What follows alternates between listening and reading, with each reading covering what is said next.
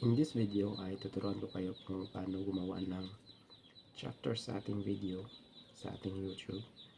Ang gagawin lang natin dito ay i-edit lang natin dito sa ating YouTube studio. So ito yung sample ng video na lalagyan natin ng chapter. So walang chapter ito. How to turn on your phone without switch on and off. So lalagyan natin to ng chapter. So punta tayo sa ating YouTube studio. So dito tayo mag-edit sa YouTube studio ng chapter. Click lang natin to sa taas yung edit.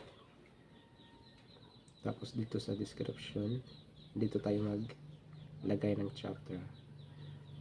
Okay. Ilalagay ko dito is for this video have 4 chapter. So ito yung example. This video have 4 chapter. So lalagyan natin to ng 0 dalawang tuldok tapos 0 start. Kasi kapag di natin nilagyan ng 0 tapos yung dot, dalawang 0 start, hindi yung chapter natin is hindi malalagyan yung video. So click lang. So ganito paano maglagay ng chapter sa ating video sa ating YouTube. Example lang to guys, kasi nilalagyan ko lang yung aking video ng chapter. 1 dalawang tuldok 08 install lang.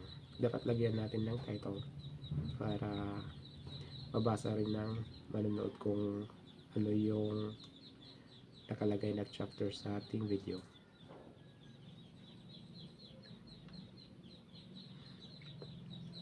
(54) 56 paano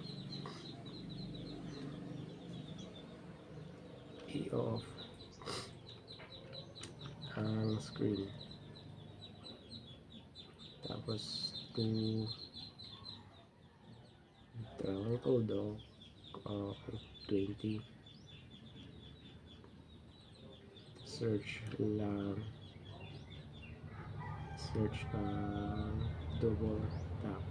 Once na tapos na kayo maglagay ng chapter or ganito, i-save lang natin, i-back lang natin to.